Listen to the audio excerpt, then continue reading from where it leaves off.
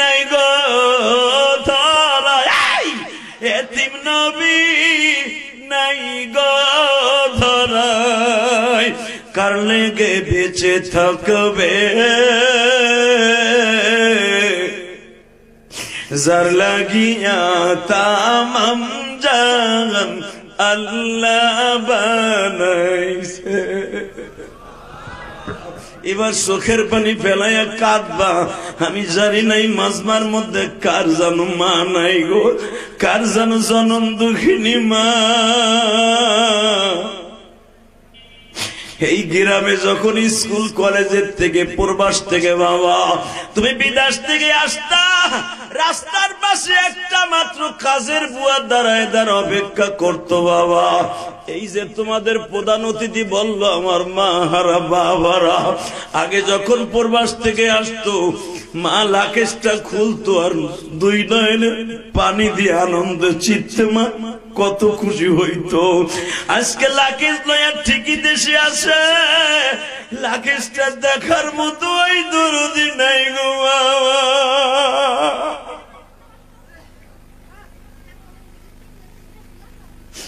যদি মায়ের কবরটা জান্নাতের টুকরা বানাইতে চাও, মায়ের জন্য 2 ফোঁটা চোখের পানি দিয়ে আমার আল্লাহরে খুশি করে লও। ও বাজান, আমার বিশ্ব নবী চাচারে বুকের মধ্যে নিয়ে বললেন সাহাবীরা, আমার চাচাকে এইভাবে কে মারছে তারে তালাশ করে পাইবানি। নবী, শত্রু সেনারা মারছে, কে মারছে তা তো জানি না, তবে শুনছি এর নাইজেরিয়া থেকে ভাড়া করে আনা হয়েছিল, ওর নাম আব্দুল্লাহ ইবনে ওয়াহশী। নবী বলেন, চাচা তুমি জান্নাতের পাখা আল্লাহ লাগাই দেবে, তুমি আরামে ঘুরে ঘুরে উড়ে উড়ে বেড়াবা, আর আমার উম্মতের সালামটা আল্লাহর কাছে পৌঁছায় দিবা। এবার কানবেন। চাচার লাশ দাফন করতেছে, ইন্দিমি টাইমে একটা মহিলা পাগলের মতো দৌড়ে আসছে। তখন তো পর্দার আয়াত নাযিল হয় নাই, বোরকার আয়াত নাযিল হয় নাই। উহুদের যুদ্ধের, খন্দকের যুদ্ধের পরে পর্দার আয়াত নাযিল হয়েছে। এই মহিলা চুলগুলা আউলা জাউলা, ধুলা বালু লাগানো, পাগলের মতো দৌড়ে আইছে। ইয়া রাসূলুল্লাহ, আমি শুনতে পাইছি 70 জন সাহাবী শহীদ হয়েছে, 69 জনকে গোসল ছাড়া কবর দিয়ে। আমার প্রাণের স্বামীরে গোসল ছাড়া কবর দিয়ে, কারণ আপনি তো গায়েব জানেন না নবী, হয়তো আল্লাহ জানাইছে কিনা জানি না, তবে আমার স্বামীকে আপনি গোসল ছাড়া কবর দিন না। আমার কলিজার বাজান, এবার যদি আমার নবীর বিবাহের কাঠ পাইতে চান, এখন এই চোখ দিয়ে এক ফোঁটা পানি ফেলাবেন নবী এই সাহাবীর জন্য। নবী বলে, মা তোমার না বিয়ে পড়াইলাম 3 দিন আগে, আমি তোমার স্বামীর না রেখে আসলাম। ইয়া রাসূলুল্লাহ, ঠিকই বলেছেন আপনি, আমাকে স্বামীকে রেখে আসছিলেন, যুদ্ধে আসতে বারণ করেছিলেন। নবী আমার স্বামী গোসলের বৈঠকখানায়, গোসলখানায় ঢুকেও ছিল। নবী আমি নাই গো ধরায়, এতিম নবী নাই গো ধরায়, কার লেগে বেঁচে থাকবে যার লাগিয়া তামাম জাহান আল্লাহ বানাইছে। নবী আমার স্বামী এই কথা শোনার পরে গোসলের কথা ভুলিয়ে যায়। আমার প্রাণের স্বামী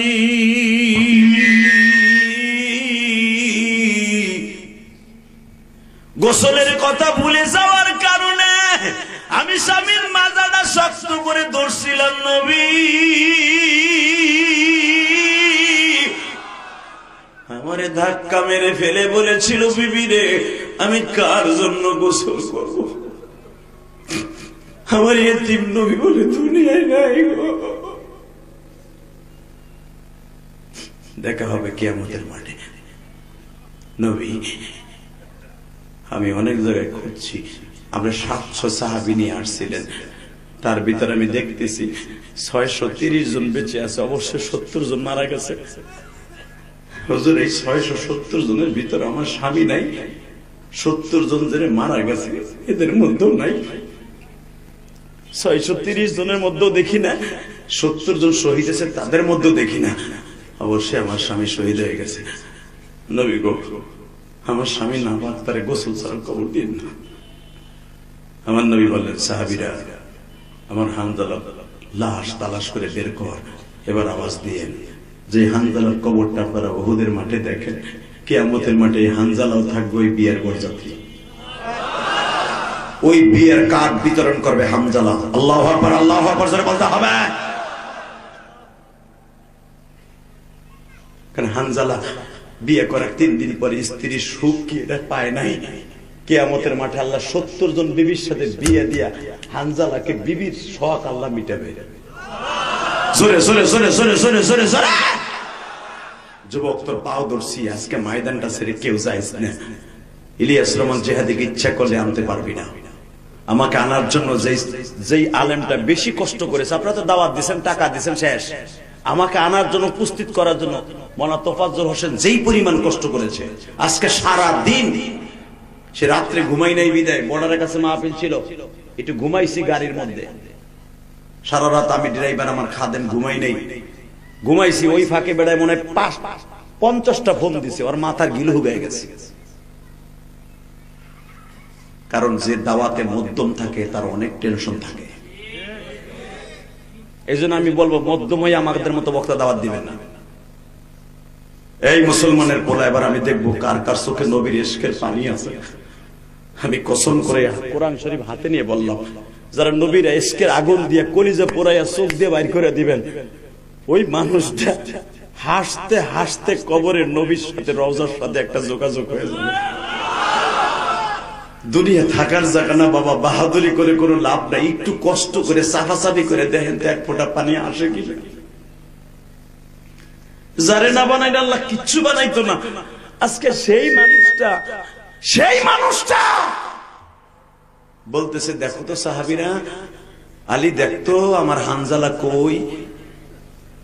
হানজালার লাশ উহুদের কোথাও নাই। মা, তোমার কোথাও ভুল হচ্ছে, তোমার স্বামীকে তো পাওয়া যাচ্ছে না। 630 জনের মধ্যেও নাই, 70 জন 69 জন আছে, 70 জন নাই। হানজালার বিবি বলে, ইয়া রাসূলুল্লাহ, আমার বিশ্বাস আমার স্বামী শহীদ হয়ে গেছে। আমার স্বামী কোথাও যায় না, এই মাঠের মধ্যে আছে। বাজানে সাহাবা ইকরাম খুঁজতে খুঁজতে পারেশান হয়ে গেছে। আমার আল্লাহ দেখলেন এই অসুস্থ শরীর লইয়া সাহাবীরা আর কত তালাশ করবে গো। জিবরাইল, যা যা আমার নবীর কানে কানে বলে দে, নবী যেন ৭,৫০০ ফিট উঁচা উহুদ পাহাড়ের উপরে তাকায়।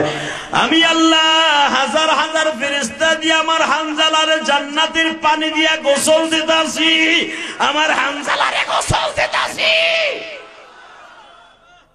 নবীরে খুঁজতে না কর। নবী আমার উপরের দিক তাকায় দেখে, কারণ যেই পাহাড়ের নবীকে অসুস্থ হওয়ার পরে পাহাড় ফেটে নবীরে জায়গা করে দিয়েছিলেন, ওই পাহাড়ের চূড়া ৭,৫০০ ফিট উঁচা। ওখানে যখন গোসল দিচ্ছে হাজার হাজার ফেরেশতারা, আমার নবী বলে, কেউ যাইস না ওইখানে, আমার হানজালার গোসল হইতেছে, তোরা টেনশন করিস না, আমার হানজালা একটু পরে আসবে। হযরত আলী বলেন, আমরা অপেক্ষায় আছি, দেখি না হানজালাকে কে নামাই দিয়ে যায়। এবার নবীর সামনে থেকে একটু দূরে রুমা পাহাড়ের বাম পাশে ফেরেশতারা হানজালার লাশ নামিয়ে দিয়ে গেল। হযরত আলী বলেন, হানজালাকে সত্যিকারে গোসল দিয়েছে কিনা টেস্ট করার জন্য চুলের মধ্যে হাতটা ঢুকাই দিলাম। বুখারীতে আসছে, শহীদের লাশ মাটির জন্য হারাম, জাহান্নামের জন্য হারাম। ওয়ালা তাকুলু লিমান ইউকতালু ফি সাবিলিল্লাহি আমওয়াত। ও নবী, যারা আমার জিহাদে এসে মারা গেছে, এদেরকে আপনি কখনো শহীদ বলবেন, মৃত্যু বলবেন না। নবী, ইনদা রাব্বিহিম ইরযাকুন, আমি এদের কবরের মধ্যেও জীবিত মানুষের মধ্যে খাবার দিব। শহীদরা মরে না গো নবী,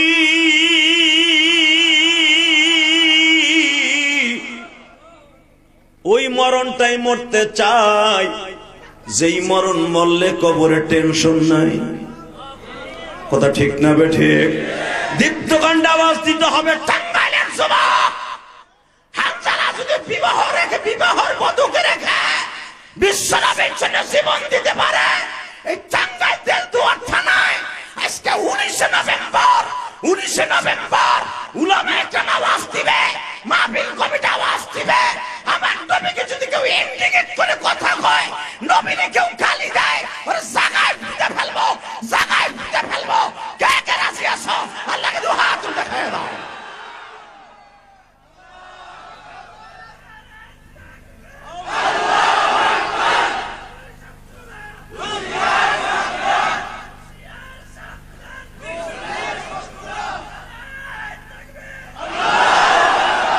আল্লাহ আওয়াজটা কবুল করো, জোরে বলো আমিন, আরো জোরে বলো আমিন।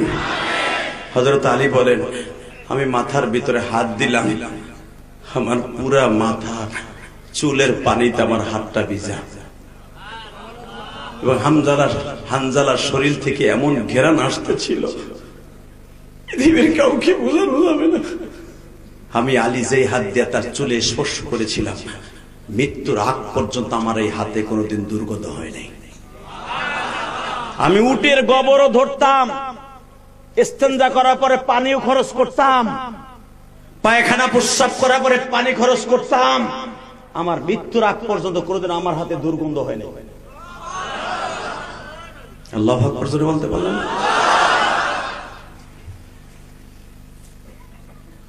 কষ্ট হইতেছে, আমি দেখছি আপনাকে চোখে পানি। এই মাহফিল দলিল দিয়ে গেলাম, এই 25 বছরের জীবনে যদি কোনো একটা দিন এমন নবীর ইশকের আগুন দিয়া কলিজাটারে জ্বালায়, মনে রাখবেন প্রথম মানুষের চোখে পানি আসার আগে কিন্তু কলিজায় হিট লাগে। কথা বলেন না কেন? এই যে মার জন্য কান্দেন, মারা গেলে বাপের জন্য কান্দেন, প্রথম কলিজায় লাগে, আরে আমার মা রে, মা তুমি এই খাটে ঘুমাইতা, মা এই জানালার কাছে বয়ে বয়ে আমার জন্য বয়ে থাকতো, আমার জাদু কোন সময় আইব, হোমা খাটটা ঠিকই আছে, তুই কই গো মা। এই কথাটা বলে প্রথম কলিজায় হিট লাগবে, এরপরে কলিজার হিটের আগুন দিয়া জ্বালাইয়া চোখ দিয়ে বের হবে। এই মুসলমানের পোলা, নবীর ইশকের আগুন দিয়ে কলিজা পুরাইয়া চোখ দিয়ে যারা বাইর করছেন, আমি কোরআন হাত রেখে বললাম, মৃত্যুর সময় অথবা আজকা রাত্রেই হতে পারে বিশ্ব নবী আপনার বালিশের কাছে বসা হতে পারে। হেদায়েত কখন কারে আল্লাহ কখন দেবে কেউ বলতে পারে না। কথা বলে না কেন? হেদায়েত দেওয়ার মালিক কে? এ পৃথিবীর সবচাইতে বড় মদখোররে ওলি বানাই দিয়েছে, পৃথিবীতে সবচাইতে বড় কুস্তিবিদরে ওলি বানাই দিয়েছে। ঠিক না বেঠিক? জোরে কোন? আপনার জীবনে কত পোটলা গাঞ্জা খাইছেন, কত বেরেল, কত হাজার টন মদ খাইছেন, আপনার জীবনে কত পোটলা হিরোইন খাইছেন? কিচ্ছু না। যদি জীবনে একটা দিন চোখের পানিতে আল্লাহরে বুঝাই কইতে পারেন আমি আর গুনাহ করব না, ইউবাদদিলুল্লাহু সাইয়্যাতিম হাসানা, আল্লাহ সে অপশন রেখে দিয়েছে। একবার আমারে ডাক দে বুঝাই কয়ে দেখ, তোর জীবনের গুনাহ মাফ করব তো করবই, ইউবাদদিলুল্লাহু সাইয়্যাতিম হাসানা, ওই গুনার জায়গাটারে আমি নেকের দ্বারা ভরপুর করে দিব। কিন্তু আমার সাথে ওয়াদা দিতে হবে আর গুনাহ করবি না। তুবু ইলাল্লাহি তাওবাতান নাসুহা। এবার রেডি হয়ে যান। পৃথিবীতে আপনি এত বড় গুনাহ করেন নাই। জুনাইদ বাগদাদির নাম শুনছেন? কথা কন না কেন? জুনাইদ বাগদাদির নাম শুনেন নাই? এই বেটা, জুনাইদ বাগদাদি নদীর পাড় দিয়ে হাইটা গেলে মাছে তারে সালাম দিত, বনের ভিতর দিয়ে হাইটা গেলে গাছে তারে সালাম দিত। জুনাইদ বাগদাদি কুত্তার সাথে ডেলি কথা কইতো। কি মনে করেন আপনি জুনাইদ বাগদাদি? কুকুর কি বলতো জুনাইদ বাগদাদি বুঝতে পারতেন। কুকুরের ভাষা যে বুঝতে পারে সে কত বড় ওলি। আল্লাহু আকবার বলতে পারে না? আমাকে দেশে তো অলির অভাব নাই। জোট গ্যা মোট গ্যা মুসালা হোলালা সালা চট পরে রয়েছে, সব বাইরে রয়েছে, ওইটা বলে অলি। কথা কান না কেন? ওইটার অলি কবার দুলা বাইরে বাপ কবার সমান। ওই পাটা আবার অলি হয়নি বেড়া, যে ল্যাংডা হয়েছে। মনে রাখতে হবে, দুই ব্যক্তির কোন হিসাব নাই, ডাইরেক্ট জান্নাতে যাবে। আল্লাহর ওলি, এ ভাই তুমি যাও না, ফেসবুকের পার্টি আমি বুঝছি তো। মারহাবা কর, ও যদি যায় না আমি অস্থির জামগা কই দিছি। আর লুঙ্গি টেকে ধরবেন, উঠতে গেলি আর প্যান্ট প্যান্ট টাইনের খুলে এলাবেন, এখানে খালি উঠে দেখ তুই তোর বাপের মতো লোক বই রেছো, তুই উঠে হাঁটা দেবে কি? ওই যে তোর মোতায় ধরছে, তোর মোতা দি মনের আধা ঘন্টা পর মুদবি। আমার জীবনে ঘটনাটা ঘটে গেছে। আনোয়ার ভাই আর জোয়েল ভাই, আপনি মনে হয় বয়সের সমান সমান হবেন। জোয়েল আমার অনেক ছোট, আলহামদুলিল্লাহ বলে। 25 বছর যে বেটা ওয়াজ করে, হ্যাঁ বয়স কচ্চ করতে পারে, আন্দাজ করো। মারহাবা গো, দাড়ি মোছ পাকে না, আমার গোপালগঞ্জ লাগবে দেরি করে পাকে। এতে ভাইবেন না যে আমি চ্যাংড়া। মারহাবা বলতে পারলেন না? শেখ হাসিনারও কিন্তু অর্ধেক পাকছিল। এই মুসলমানের বলা কি যেন কইছি, গোপালগঞ্জ লাগবে পাকে দেরি করে দেই না, কয়দিন কাঁচা মাছা থায়। কাঁচা থাকলে কি হায়াত কমে যাইতেছে না? খাবার দা তুই উঠবি, তোর আজকে কোর মুখী খালি দেখবি, বেটা খালি উঠে দেখ তুই খালি। আল্লাহু আকবার বলেন তো। সর্বময় ক্ষমতার মালিক কে? আল্লাহ আছে না? বিশ্বাস হয়? ডাক দেন তো আল্লাহর জোরে, একটা গলা ফাটাইয়া জোরে জোরে জোরে জোরে জোরে জোরে। আল্লাহ দেখো কিভাবে তোমার ডাক দিছে, মাফ করে দিবা না? দেও না, তুমি দেও, একটু মাফ করে দেও না। আল্লাহ এরা সব গুনাহগার, আমি একজন গুনাহগার, সবাই মাফ করে দিলে তোমার কেউ জিগাইবো না কি লেগে মাফ করছে। আমার ওয়াজের বিষয় একটাই যে আল্লাহ তুমি মাফ করে দিলে কেউ তোমার জিগাইবে, ঠিক না বেটে? জুনায়েদ বাগদাদি, এই মুসলমানের পোলা জুনায়েদ বাগদাদি কুকুরে যারা সালাম দিত, প্রতিদিন কুকুরের সাথে কথা বলতো। জুনায়েদ বাগদাদির জীবনের শেষ অন্তিম শব্দ যেটা আপনারা শুনেন আলেমুল আমার মুখে, যে ঘটনা প্রসিদ্ধ, জুনায়েদ বাগদাদির কুত্তা একদিন জিগায়, এ জুনায়েদ তুমি দামি না আমি দামি?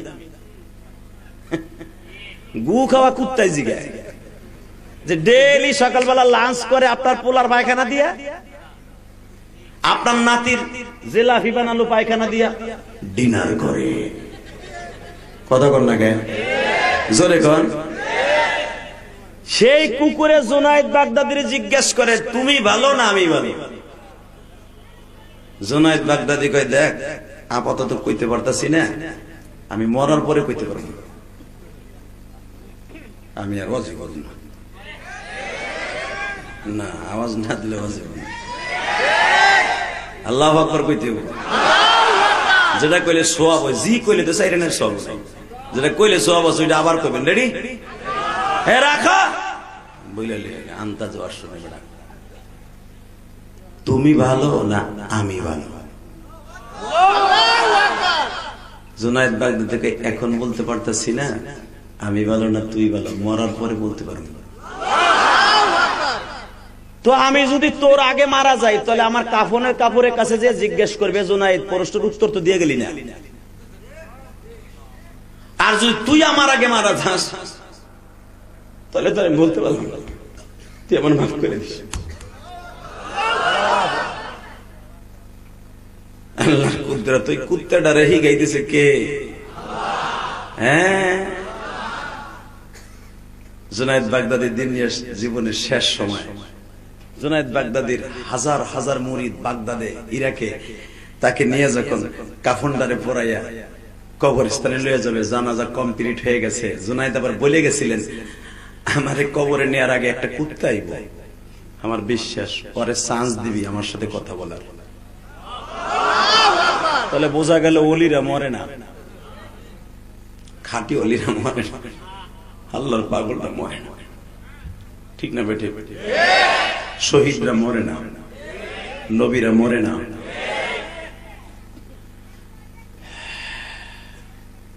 জুনায়েদ বাগদাদিকে কাফন পরে এইভাবে শোয়া রাখছে। এই এই কপাল পোড়া ছোট্ট বাচ্চা, ও বোঝে না, এই জন্য বড়রা ওর সাথে হাসে না, ওইটা দেখে হাসতেছে, মনে করছে এটা জানি কি, তুমি হাসো না। জুনায়েদ বাগদাদিকে এইভাবে শোয়া রাখছে। জানাজা শেষ, 4 জনের কান দিলে কবর রওনা দেবে, তার মুরিদরা চিন্তা করছে আহে না আহে না কেন, উস্তাদ দেখে গেছে একটা কুকুর আসবে, কো আসে না কেন? উস্তাদের কথা তো মিথ্যা না, কেবল খাট বাচ্চা টান দিবে, কুত্তাটা আসমানের দিকে কানতে কানতে সামনে করতে করতে লাশের কাছে আসছে। কাফনের কাপড়ের কাছে কানটা লাগাই দিয়া কুত্তাটা উপরের দিকে গেউ গেউ করে 3টা ঢাক দিয়ে চলে যাচ্ছে। মনে রাখবেন, ওই কুত্তার আওয়াজ এক কুলির আওয়াজ আর এক কুলি ছাড়া কেউ জানে না। তাদের টেলিফোনের আওয়াজ আমার মৌলা ছাড়া এক কুলির খবর আর এক কুলি ছাড়া কেউ জানে না।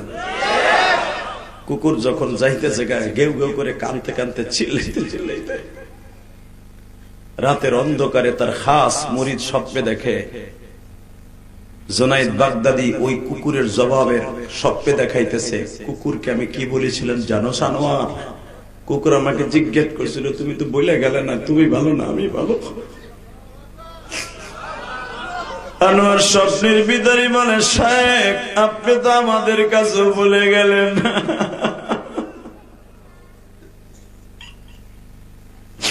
স্বপ্নের ভিতরে আল্লাহর কুতুব বলে, আনোয়ার আমার জীবিত মুরিদ গুলারে বুঝায়া কোষ, আমি কুকুরকে বলছিলাম আমি তোর থেকে অনেক ভালো। কারণ আমি কোন দিক দিয়ে ভালো, আমি ঈমান নিয়ে মৃত্যুবরণ করছি। আমার মাওলা আমার সাথে কথা কইছে, আমার মরার সময় আমার নবীরে বালিশের পাশে পাইছি, আমার নবীরে বালিশের পাশে পাইছি। সারা জীবন নবীর জন্য জীবন দেওয়ার ওয়াদা করছি, বালিশের পাশে আমার নবীরে পাইছি। আনোয়ার স্বপ্নে জায়গায়, শায়েখ আপনার জীবনের কোন আমলটা সবচেয়ে উল্লেখযোগ্য? সাথে সাথে বলে, তাহলে শোন, আমি ছিলাম ইরাকের জমিনে বাগদাদে সবচেয়ে বড় কুস্তিবিদ। আমি প্রতিদিন মদ দিয়ে গোসল দিতাম, প্রতিদিন। আমি মদ না খাইলে আমার মাথা ঠিক থাকতো না। আমার সাথে কুস্তিতে হারাতে পারে তোরা জানোস, পৃথিবীতে এমন কোন কুস্তিবিদ জন্ম নিছিল না। হঠাৎ করে কুস্তির ময়দানে যখন আমার সামনাসামনি ফেস টু ফেস একজন কুস্তিবিদ এসেছিল, সে ছিল আমার নবীর বংশের মানুষ। নাম ছিল তার জাবের ইবনে আব্দুল্লাহ। আল্লাহু আকবার জোরে বলতে হবে। আমি বলেছিলাম কার ঈমান কখন তাজা হয়ে যাবে কেউ জানে না। তুমি দেখতেছো লোকটার দাড়ি নাই, তুমি দেখতেছো লোকটা মদখোর, তুমি দেখতেছো লোকটা জুয়াখোর। এমন একটা টাইমে মওলার সাথে কাইন্দা কাইন্দা নামাজ পড়ে দোয়া করে দিছে, পরের দিনের থেকে সে জুনাইদ বাগদাদির মতো ওলি হয়ে গেছে।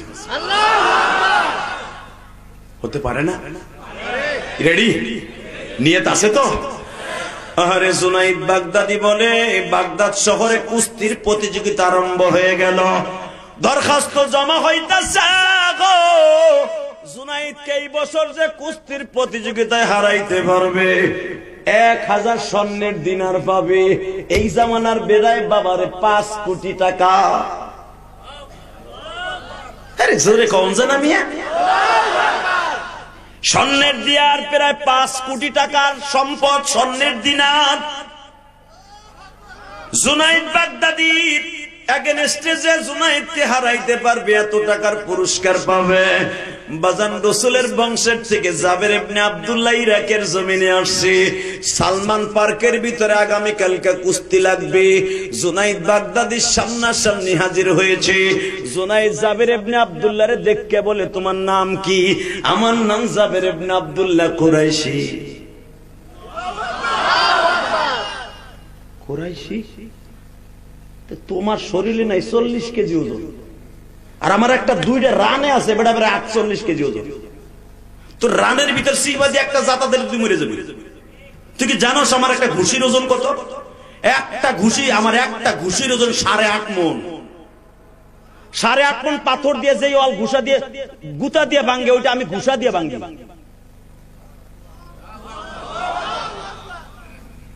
তুমি আমার একটা ঘুষে সহ্য করতে পারবা? তুমি তো জায়গায় ব্রেক হয়ে যাবে। হে জুনাইদ, আন্নাল কুওয়াতা লিল্লাহি জামিআ। কোরআনের আয়াত পড়তাছে, আন্নাল কুওয়াতা লিল্লাহি জামিআ। ক্ষমতার দাপট দেখাইস না। আন্নাল কুওয়াতা লিল্লাহি জামিআ, সর্বময় ক্ষমতার মালিক কিন্তু সে। তুই আমারে বলতেছিস আমার গায়ে 40 কেজি ওজন, এক ঘুষা দিলে মরে যায়। মারার মালিক তুই না, মারার মালিক যিনি, জীবন দেওয়ার মালিক তিনি। আয় তোর সাথে লাগবো, তারপরে দেখা যাবে। জুনায়েদ বলে, তোমার নাম ঠিকানা ঠিক মতো দিছে তো লাশ পেটা পাঠানোর জন্য? হ্যাঁ দিছি। কুস্তিতে লাগবে, এবার কানবেন। ফেস টু ফেস দুইজন, একজনের গলায় আর একজনের হাত দিবে। ইন্দিমি টাইমে বলে জুনাইদ আমার চেহারার দিক তাকায় দেখ, মান আকরামা আলিমান কাআন্নামা আকরামানি, মান হাব্বা আলিমান কাআন্নামা হাব্বানি। বিশ্বনবী বলছে যারা আলেমকে ভালোবাসলো, যে ব্যক্তি মান হাব্বা কওমি ফাকাদ হাব্বানি, যে আমার বংশের মানুষকে ভালোবাসলো সে আমি নবীরে ভালোবাসলো। জুনাইদ আমি কিন্তু খাদিজার বংশের মানুষ, আমারে তুই ঘুষি দেওয়ার আগে চিন্তা ভাবনা করে দিস, এই মুখ দিয়ে কিন্তু বিশ্বনবীর রক্তের ধারা এ পর্যন্ত আসছে। জুনাইদ বাগদাদি বলে আমার এক কথায় আমার জীবন পরিবর্তন হয়ে গেল। আচ্ছা তুমি কুস্তির মাঠে ওয়াজ করতেছো কেন? এখান তো কুস্তি লাগার পালা। জুনাইদ রে, আমি আলেম মানুষ, মক্কার মুয়াজ্জিন, আমি জীবন ইরাকে আসতাম না তোর বিরুদ্ধে কুস্তি লাগতে। কেন আসছি জানোস? মাইয়াহদিহিল্লাহু ফালা মুদিল্লা লাহু ওয়া মাই ইউদ্লিলহু ফালা হাদিয়া লাহু ওয়া লান তাজিদ লাহু ওয়ালিয়্যাম মুরশিদা। হায় জুনাইদ, হিদায়াত দেয়ার মালিক আল্লাহ। দুইজনের জন্য দোয়া করছে আমার নবী, ওমরের জন্য আর আবু জাহেলের জন্য। দোয়া সকালবেলা কবুল হয়েছে ওমরের পক্ষে। তোর মতো আর একজন কুস্তিবিদ এখানে আছে, তার জন্য আমি আসি নাই, আমি আসছি একমাত্র তোকে হেদায়েত দেওয়ার জন্য। জুনাইদ তুই যদি আশিকে রাসূল হয়ে থাকোর জীবনে, তোর জীবন আজকে পরিবর্তন করার সময়। জুনাইদ তুই যদি আমার আজকে জিতায় দেস, তুই যদি সমস্ত অহংকারকে ধূলিসাৎ করে দিয়া নবীর প্রেমের মানুষটাকে যদি মালা গলায় দিতে পারোস, রাতের অন্ধকারে বিশ্ব নবী দেখা তুই পাবি, নবী তোরে খুশি করে দিয়ে যাবে। জুনাইদ বাগদাদি বলে আমি যে কুকুরের সাথে কথা বলতাম, আমার পীর সাহেব জীবনের প্রথম জুনাইদ। এই জুনাইদের পীর হলো ওই বক্তা যে কুস্তির মাঠে আমাকে ওয়াজ শোনাইছিল। হতে পারে ইলিয়াসুর রহমান জিহাদি 25 বছরের বক্তা, তোমার জীবন আল্লাহ পরিবর্তন করে দিতে পারে। তাকাও এই দিকে যুবক, এখন সিল্লাবি আর কানবি। জুনাইদ বাগদাদি বলে তোমার জিতাই দিলে নবী আমার সাথে দেখা করবে। কয় হ্যাঁ, নবীর হাদিস যদি সত্য হয়, মানে হাব্বা কওমি ফাকাদ হাব্বানি, যে আমার বংশের মানুষকে ভালোবাসে সে আমারে ভালোবাসে, নবীর কথা যদি সত্য হয় তোর সাথে দেখা হবে। জুনাইদ বাগদাদি বলেন মার আমারে ল্যাগ। একবার দুইবার তিনবার ল্যাং মেরে যখন ফেলে দিল, গ্যালারির সালমান পার্কের গ্যালারি ইরাকের কেউ মেনে নেয় নাই। এটা মানি না, মানবো না। কেন? জুনাইদ বাগদাদি একটা পাতলা খানের সাথে পরাজয় বরণ করলো। জুনাইদ বাগদাদির চোখটা বন্ধ করে বলতেছে তুমি তো এখন 1000 দিনার নিয়ে চলে যাবো।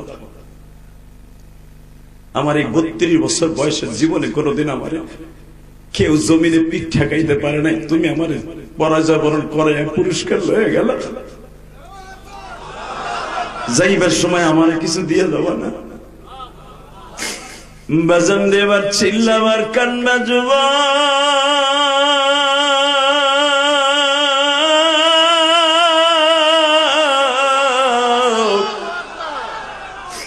কোন জুনাইদ কুকুরের সাথে কথা কয় গো বাবা।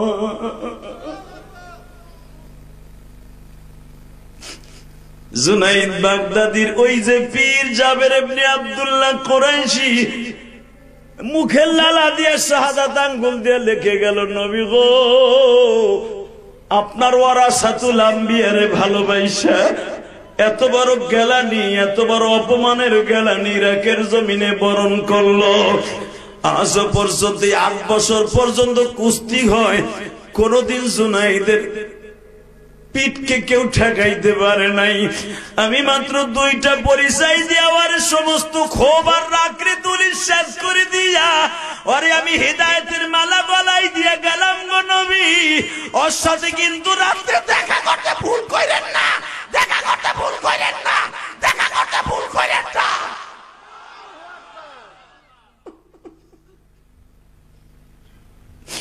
যে বলে ভুল করেন না দেখা করতে, হে আবার কেমন হলি বাজান রে। সমস্ত মানুষগুলা জুনাইদ রে কেউ স্যাপ দেয়। ও বাজান, বাংলাদেশের ক্রিকেটাররা যখন বাবা ইন্ডিয়ার সাথে পাতানো খেলায় বাবা ঠগে, পাকিস্তানের সাথে সেমিফাইনালে ঠগে, সাকিব আল হাসান এত ভালো খেলে, মাশরাফি এত ভালো খেলে, অমুকে ভালো খেলে, যখন ওরা ঠইগে আসে দেখবা ওগো গাড়িতে পচা ডিম মারে, কেউ আবার পলিথিনে প্রস্রাব কইরাও মারে। হে কথা কও না কেন? পুলিশ পাহারায় বাসায় পৌঁছাইতে হয়। এটা শুধু এই জামানায় না, ওই জামানাও ছিল। জুনায়েদ বাগদাদি যখন আজকে ঠকে গেছে, ইরাকের সব ছেলেগুলা কেউ গোবর মারে, কেউ পায়খানা মারে, কেউ প্রস্রাব মারে, কেউ চুল ধরে টান দেয়। জুনায়েদ কান্দে আর কয় আমি যা পাওয়ার পাইছি। আমি দেখবো এখন এই টাঙ্গাইলের কোন যুবক জুনায়েদের রাস্তা এখন অবলম্বন করবা। জুনায়েদ যায় দেখে বউতে তার সাথে কথা কয় না, ছোট্ট মাইয়াটাও কথা কয় না, পোলাটাও কথা কয় না, কিন্তু একজন শুধু যায় না মাঝে বসে কান্দে, সে হলো জনন দুঃখিনী মা। মায়ের পৃথিবীর কোন মা চায় না তার সন্তান খারাপ হয়ে যাক। যায় দেখে মা যায় না মাঝে বসে কান্দে আর কয় আল্লাহ আমার জুনায়েদ বলে একজন আলেমের হাতে পরাজয় বরণ করছে। আমি মা সবচেয়ে দামি, আমি মা সবচেয়ে দামি, আমি মা সবচেয়ে দামি। মনে হয় আমার জুনায়েদ রে হেদায়েতের রাস্তা খুলে দিছ।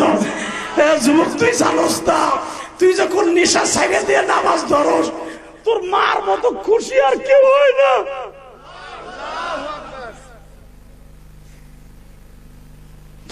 ওই মা সবচেয়ে ব্যর্থ যেই মা তার সন্তানকে দেখে নেশা করে। ঠিক না বেটি? জোরে কর। মা বাবা নেশা করতে পারে, সন্তান নেশা করুক এটা কোনোদিনও চায় না। বাজান এবার আমার দিকে তাকাও। জুনাইদের মা যায় নামাজে বসে কান্দে, তুমি বুঝি আমার জুনাইদকে কবুল করছো মানি?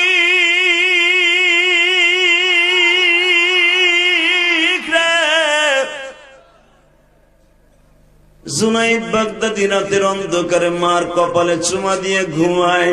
মা জুনাইদের কপালে চুম্বন করে বলে বাবা, যে আশায় তুমি বুগু বাইদাছ আশা পুরা হবে, যার লাগিয়া সব ছেড়েছো অপেক্ষায় তুমি তাকো, এতিম নবী তোমার সাথে দেখা দিব। কবিতার ভাষায় বলে, তার মা বলে নবী তোর সাথে দেখা দিবে, তুই এতিম, তুই এতিমের সাথে দেখা দিবে। ও মা সত্যি দিবে মা? জুনাইদ বাগদাদির মা জুনাইদের চাদর গায়ে দিয়ে ঘুম পরে রেখে গেল, এখন কান্দা। মা পাশে বইয়া আছে। জুনাইদ ঘুমের ভিতরে বলতেছে নবী গো, নবী গো, নবী গো, আমার একটু জায়গা দেন আপনার বুকে, আমার একটু জায়গা দেন, একটু জায়গা দেন। জুনাইদের মা পাশে বসা, জুনাইদের মা তরতর করে কাঁপতাছে। আরে আমার জুনাইদ নবীর সাথে দেখা করতেছে। জুনাইদ নবীর বুকের মধ্যে নিয়ে বলে নবী আপনি আমার কি দিবেন? জুনাইদ পৃথিবীর সব আলেমরা মাদ্রাসায় পড়ে আলেম হয়, আর আমি তোর স্বপ্নের ভিতরে আমার যেরকম 30 পারা কোরআন জিবরাইল বুকের মধ্যে চাপ দিয়ে ঢুকাই দিয়ে গেছে, ফটোকপি করে দিয়ে গেছে, আমি তোরে 35 বছর বয়সে তোর বুকের মধ্যে কোরআন শরীফ ঢুকাই দিয়ে গেলাম, ঢুকাই দিয়ে গেলাম, ঢুকাই দিয়ে গেলাম। এই বয়সে তোর মাদ্রাসায় যাওয়ার টাইম নাই। আল্লাহু আকবার বলতে পারে না। এটাকে বলা হয় ইলমে লদুনি, এটাকে বলা হয় ইলমে বাতনি। পৃথিবীতে অনেক ওলি আছে মাদ্রাসা করে শিখছে, অনেক ওলি আছে নবীর শব্দের ভিতরে শিখছে। তার ভিতরে জুনাইদ বাগদাদি একজন। তাকা ওই দিকে। এই জুনাইদকে যদি হেদায়েত দিতে পারে তোমার আমার পারে না? পারে, পারে। আল্লাহু আকবার জোরে বলো তো। কষ্ট হইতেছে? হ্যাঁ, রেডি? আল্লাহ মাফ করতে পারে না? আমি গ্যারান্টি দিলাম আজকে আল্লাহ মাফ করবে, কিন্তু শর্ত একটা, মোনাজাত না করে কোনো মহিলা পুরুষ এই ময়দান থেকে যাবে না। রেডি? হে মুসা, বৃষ্টির জন্য নামাজ পড়তে দোয়া করতে আইছস, তোর দোয়া আজকে কাজ হবে না। কেন? তোর এই দোয়ার মধ্যে এমন একজন বদমাইশ আছে, সবে মাত্র গুনাহ করে তোর এই হাজির হয়েছে, ও না যাওয়া পর্যন্ত আজকে বৃষ্টি নামবে না। তোর ফেরাউন তো ফেল করছে, বৃষ্টি দিতে পারে নাই, তোর পালা, কিন্তু তুইও পারবি না। ওই বদমাইশ না উঠা পর্যন্ত কোন তো এখন যদি মুসাও না দিতে পারে, মুসার ফেরাউন একরকম হয়ে গেল না, নাউজুবিল্লাহ। মুসা আলাইহিস সালাম বলে আল্লাহ আমি এখন কি করবো, ফেরাউনের কাছে বৃষ্টি পাইয়া পায় নাই চাইয়া, যদি এখন আমার কাছে আইছে, যদি আমি না দিতে পারি, তুমিও তুমি দেওয়া দিয়ে যাবা। তাহলে আর উঠা, ওই বদমাইশ উঠা, ও ফেরাউনের বাহিনী উঠা। যদিও তোর কাছে কালেমা পড়ছে মুনাফিক, উঠাও রে, ও গুনাহ করে আইছে, উঠা। বাজানরে মুসা পয়গম্বর চিল্লায় আর বলে, তুমি কে গো? আমি তোমারে উঠতে বলছি।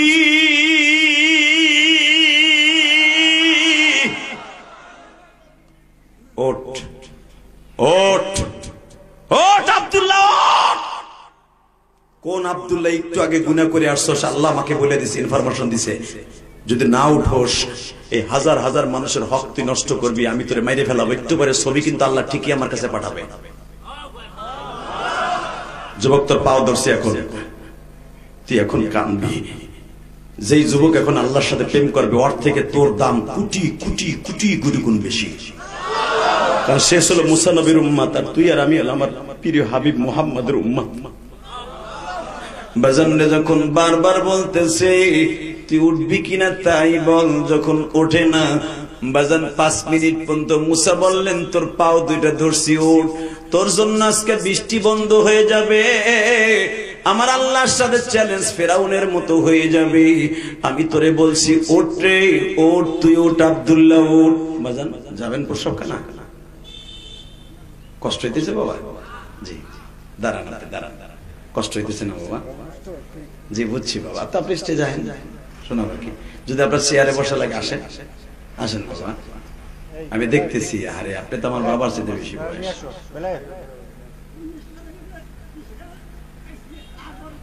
আলহামদুলিল্লাহ, আলহামদুলিল্লাহ বলে বাজানরা চেয়ার, একটা যুবক ভাই চেয়ার ছেড়ে দিয়ে আমার বাপরে বসতে দেন। এই বয়স পর্যন্ত আমি ইসলাম জিহাদি পাবো কিনা জানি না। মুরব্বীদেরকে সম্মান করবেন, রব্বে কারিম আপনার সম্মান বাড়াই দিবে। আমার বাবা 2 ঘন্টা বসে রয়েছে, বসতে পারতেছে না, আমি বুঝতেছি মাজার ব্যথা, আঁঠুর ব্যথা, মনে পারতেছে না, এই জন্য চেয়ারে বসবে, এই জন্য তাকে একটু জায়গা করে দিলাম। কি খারাপ লাগছে আপনাদের? আর মাত্র 3 মিনিট কথা বলবো। খামোশ খামোশ। 9:30টায় বয়ান শুরু করছি, এখন 11:30টার বেশি বাজে। শুধু আপনাদের 2টা পাও ধরে বলছি, আমার এই দীর্ঘ সময় মেহনত করার পিছনে শুধু 2 ফোঁটা পানি দেখতে চাই, আর কিছু না। আমি একটা মা হারা সন্তান, আপনার মায়ের গুণে এখন মা পাবে যুবক। একটা লোক এখান থেকে যাবে না, তোর জীবন এখন ওই জুনাইদ বাগদাদের মতো ওই বনি ইসরাইলের যুবকের সাথে তোর দাম আল্লাহর কাছে কোটি কোটি কোটি গুণ বেশি। এবার প্রমাণ হয়ে যাবে যখন মুসা আলাইহিস সালাম বলতেছে ওঠ, তোর পাও ধরছি, ওঠে না। ওই যুবক মাত্র 1.5 মিনিটের ভিতরে আমার মওলার সাথে কথা বলে ফেলছে। আল্লাহ আমি জানি একটু পরেই রাগে মুসার কাছে আমার ছবি পাঠায় দিবা, আমারে মুসা ধরে এমন ধরে আসার মারবে, আমি মারা যাব, আমারে মাইরা তোমার লাভ কি গো? আমি তওবায় নাসুহা করলাম, আমি আর জীবনে ওই পাপের কাজটা করব না। যেই পাপের কথা মুসা বলল, ওই পাপটা তো আমি করে আসছি। আল্লাহ তুমি আমার মাফ না করলে আমার তো দ্বিতীয় একজন আল্লাহ নাই, তার কাছে যে হাত পাইতে চাও।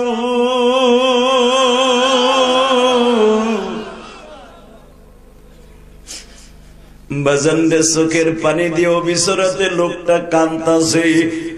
মাত্র 1.5 থেকে 2 মিনিটের মাথায় মুসার কাছে জিবরাইল আসিয়া কয়, মুসা ওই গ্রামের দিকে তাকাও, বৃষ্টি আরম্ভ হয়ে গেছে। মুসা তাড়াতাড়ি করে গাট্টি বুসকা বাঁধে, এখানে বৃষ্টি নামবে। বাজান মুসা পয়গম্বর মেজাজ গরম হয়ে গেল, একটা মানুষ উঠলো না, অথচ বৃষ্টি নামা আরম্ভ হয়ে গেছে। আল্লাহ কেমন হলো, তোমার কথা 2 রকম হয়ে গেল। আমার আল্লাহ বলে, মুসা রে আমি আল্লাহ কেমনে সহ্য করব? আমার ওই পাগলটা যখন আমার আল্লাহরে গোপনে গোপনে এত জোরে ডাক দিছে, মালিক নিজের হাতে আমায় তুমি বানায়া কেমনে দিবা এখান থেকে তাড়ায়া। মুসা আমি তো রহমান, ওর ডাক শুনে আমি আর সহ্য করতে পারি নাই, আমি ওর জীবনী গুনাহ মাফ করে দিয়ে ওর ওসিলে আজকে বৃষ্টির ব্যবস্থা করে দিছি, বৃষ্টির ব্যবস্থা করে দিছি। মুসা এখন কয় ওরে আমার দেখতেই হইব, যে ওর জন্য বন্ধ, ওর জন্য চালু। ওকে ভাই তুই ওঠ, জান্নাতে যেন আমি তোরে সাথে নিয়ে যেতে পারি। যখন উঠতে কই এখন আর ওঠে না, এখন ওঠে না লজ্জায়। আমার নেকের আমল কথা এখন প্রকাশ পেয়ে যাবে, এখন মানুষ আমার কি করে। মুসা আলাইহিস সালাম বললেন তুই উঠবি না ভাই, আল্লাহর জাতের কসম লাগে ওঠ। তখন ওই যুবক কাঁপতে কাঁপতে উঠছে। মুসা হতভাগা ওই ব্যক্তি আমি।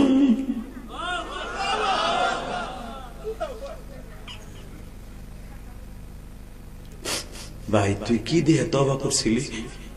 মুসা তুমি কি জানো আমার গুনার পরিধি কি?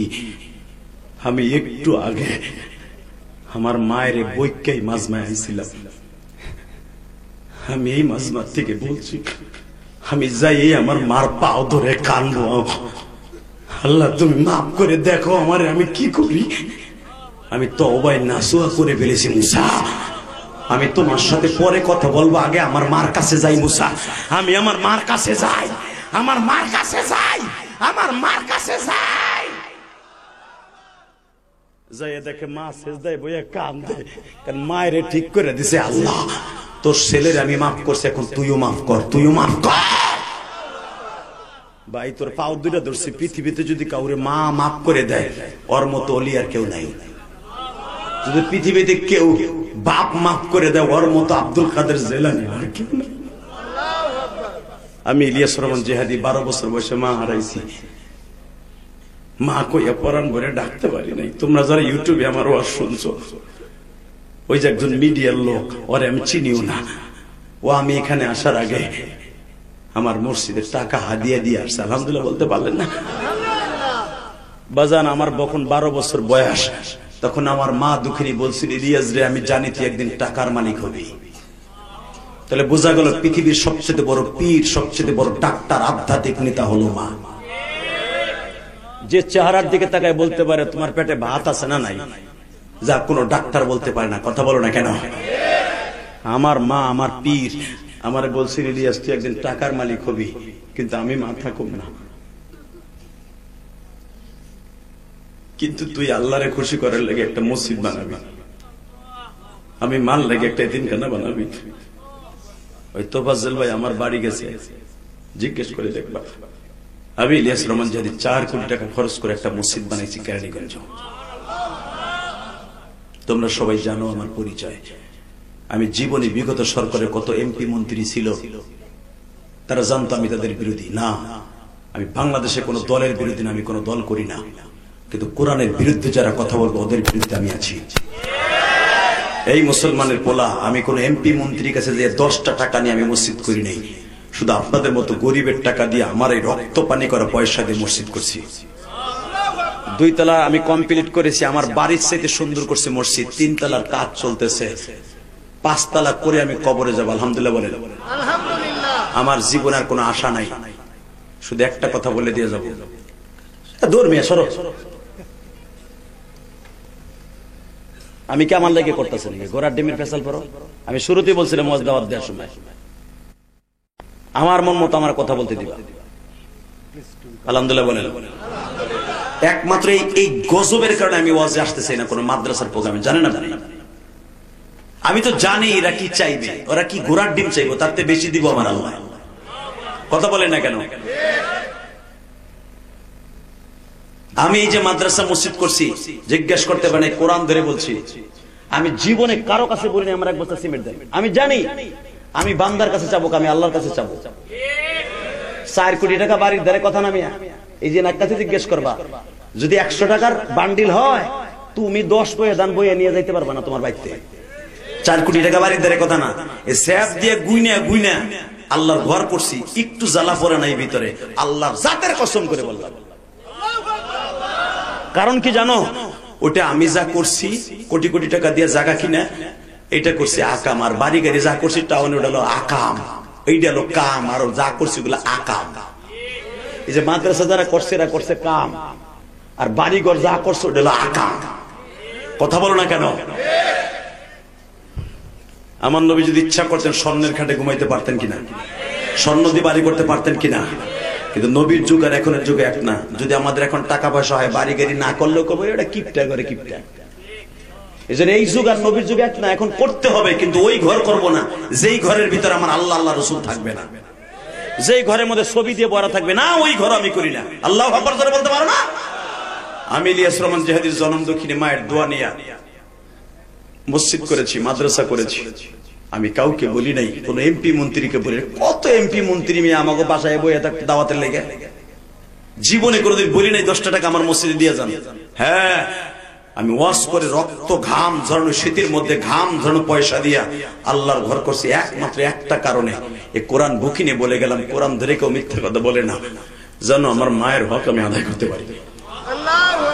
আমার মা বলছিল তুই একটা মসজিদ বানাইস, আমি তিলে তিলে করে করছি যেন আমার মাকে আল্লাহ মাফ করে দেয়।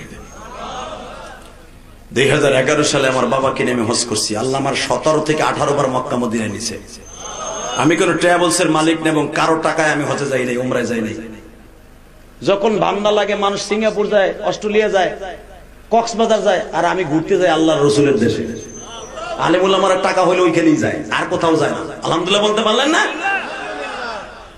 এই মুসলমানের পোলা, বছরে 3 বার 4 বার আল্লাহ আমাকে নেয়, শুধু একটা পাও ধরে বলে যাব। আমি আমার বাবাকে 2011 সালে যখন হজে নিয়ে গেলাম, কাবা ঘরের সামনে খাড়া করে আমার আব্বা বলছিলাম, আব্বা তুমি যদি আমারে মাফ করে দাও তাহলে আমার ওয়াজের ভিতরে কাজে লাগবে, আর তুমি মাফ না করলে আমার ওয়াজে কেউ কানবো না। আমার আব্বা এইভাবে দোয়া করছিল। ওই 11 সালের পরে আমি আর হাসির ওয়াজ করি নাই। এইভাবে আমার আব্বা কাবা ঘরের সামনে বলছিল, স্বর্ণের দরজাটার সামনে দাঁড়ায়, আল্লাহ আমার ইলিয়াস যত মাহফিলে যাবে প্রত্যেকটা যুবককে তুমি কান্দাবা। এই যে প্রধান অতিথি কান্দে, সভাপতি কান্দে, কেন কান্দে? এটা আমার ক্রেডিট না, এটা আমার বাবার দোয়া। আমার এলেমের বাহাদুরি না, এটা আমার বাবার দোয়ায় কান্দো তোমরা, আমার মায়ের দোয়ায় কান্দো। যার অ্যাকাউন্টে মা বাবার দোয়া আছে, পৃথিবীর কিচ্ছু লাগবে না, পৃথিবীর কিচ্ছু লাগবে না। দুনিয়ার এমন কোন জেলখানা নাই ওরে ওই জেলখানায় আটকায় রাখতে পারে, যেই জেলখানার ভিতরে মা সারাই নিয়ে আসবে মায়ের দোয়ায়। দুনিয়ার জেলখানা যদি সে আবদ্ধ না হয়, আখিরাতের জেলখানায় আবদ্ধ হবে না। 30টা সেকেন্ডে বলবো, ওই বাবা মায়ের কাছে দোয়া চাওয়ার দরকার আছে না নাই? 30টা সেকেন্ডে দাঁড়াবা, আমি তোমারে বন্ধু বানাবো। যেই যুবকের বাবাই মাঠে আছে, যেই যুবকের বাবাই মাঠে আছে, বলো তো, যেই যুবকের বাবাই মাঠের মধ্যে আছে, যে হুজুর আমার আব্বাই মাঠে আছে, ওই যুবকগুলো দাঁড়াও। যাদের বাপ এই মাঠে আছে তাদেরকে আমি দাঁড়িতে বলছি, দাঁড়াও। কার কার বাপ এই মাঠে আছে? হুজুর আমার আব্বাই মাঠের মধ্যে বসে আছে, আমিও বসে আছি। দাঁড়াও, দাঁড়া, তুই এখন বাইজিদ বুস্তামি হয়ে যাবি, কলিজার ভাই আমার। দাঁড়াও, দাঁড়াও কলিজার ভাই আমার, দাঁড়াও আমার কলিজার টুকরা ভাই, দাঁড়াও। যে ছেলেগুলা দাঁড়াইছে, বাপগুলা দাঁড়ান, বাবাগুলা দাঁড়ান, বাপগুলা দাঁড়ান। আপনি দেখেন না আপনার ছেলেটা এভাবে তাকায়, দেখেন আপনার ছেলেটা দাঁড়ায় গেছে। আপনি দাঁড়ান বাজান, আমার কলিজার বাবা দাঁড়ান। কার কার বাবা আছে? আপনার কথা বলতে হবে না। কার কার বাবা আছে? দাঁড়ান। আপনার ছেলে দাঁড়াইছে, ডাইনে ভাবে তাকায় দেখেন। বাইজিদ বুস্তামি যদি 1 গ্লাস পানি দিয়ে সারা রাত দাঁড়িয়ে থাকার কারণে সে ওলি হতে পারে, তোমার ছেলের 1 গ্লাস পানি লাগবে না, শুধু তোমার চোখের 1 ফোঁটা পানি লাগবে। যদি কোনো বাবা তার ছেলেকে এখন কোলে নিয়ে বুকের মধ্যে নিয়ে মাফ করে দেয়, যুবক তুই একটা দৌড় দিয়ে তোর বাপরে বুকি নিয়ে কাঁদতে থাকবি। আমি বলার আগ পর্যন্ত বাপরে নিয়ে বসবি না। আমি বললাম তোমার বাবার 1 ফোঁটা পানি যদি চোখ দিয়ে পড়ে যায়, আমি কসম করে বলতে পারি তুমি ওলি হয়ে যেতে পারো। পৃথিবীতে বাবার দোয়ার চাইতে, মার দোয়ার চাইতে কোনো দোয়া বড় হতে পারে না। আমি আমার বোনদেরকে বলবো, তোমার মা কাছে থাকলে মাকে নিয়ে দাঁড়াও, একটা দৌড় দিয়ে ধরো বাবাকে, কাঁদতে থাক যুবক, কাঁদতে থাক, চিল্লাই চিল্লাই কাঁদবি, তোর বাপরে বলতে থাক, আব্বা তুমি বাপ না করলে বলে আবার দোয়া কবুল হইব না। এই রাত 11:30টার দোয়া বলে কবুল হবে না।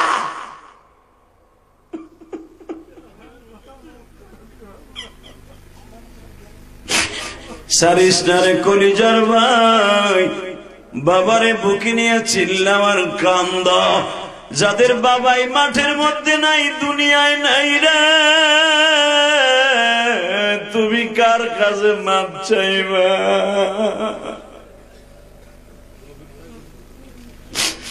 আল্লাহ তুমি দেখো আমার যুবক ভাইরা কান্দে গো,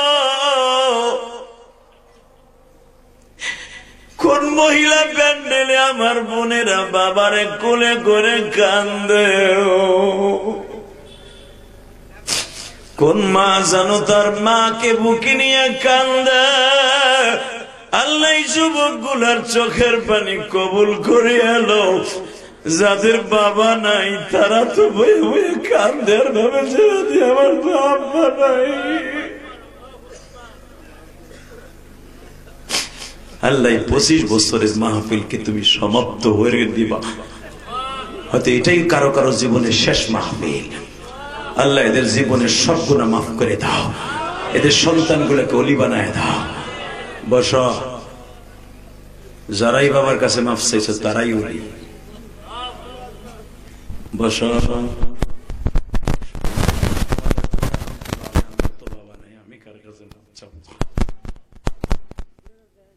শুধু একটা কথা বলে দিয়ে যাই, যুবক যাদের বাবাই মাঠে ছিল বাবার হাতটা ধরে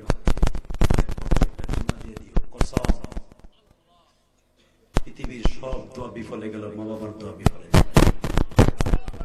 যাদের বাবা মা নাই তাদের জন্য কিছু করার দরকার আছে না নাই? 30টা সেকেন্ড আমি বলবো। গতকালকে যেখানে ওয়াজ করছি এখান থেকে 50 গুণ লোক বেশি ছিল। আলহামদুলিল্লাহ বলেন। ওই দেখো মিডিয়ায় আছে, কালকের ওয়াজটা এসে গেছে। প্রায় 30 থেকে 35,000 তোমাদের মতো শ্রোতা হয়েছে কালকের মাহফিলে। আলহামদুলিল্লাহ বলেন না? ওই যে আগের বক্তা বলছিল যে মাহফিলে হাজার হাজার মানুষ হয়। আমার মনে হয় যে কটা লোক এখানে বসে আছে, দাঁড়ায় আছে অতগুলা মানুষ। আল্লাহ যারা দাঁড়াই দাঁড়ায় ওয়াজ শুনছে এদেরকে মাফ করে দাও।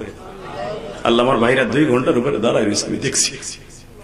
প্যান্ডেলের জায়গা হয় না, এরা ভাবছিল ছোট্ট হুজুর আইতেছে, ছোট জায়গা মনে হয় এদিকে বলবো না। এগুলো আগের মতো ভাবছে এরা।